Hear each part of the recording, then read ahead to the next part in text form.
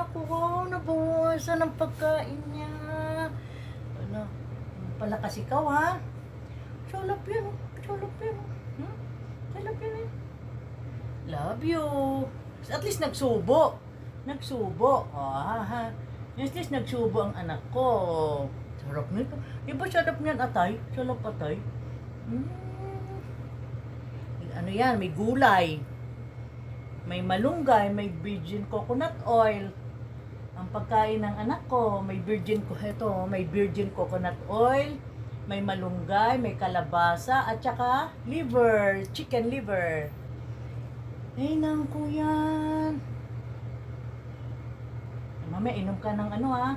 Inom ka ng herbal tea ha?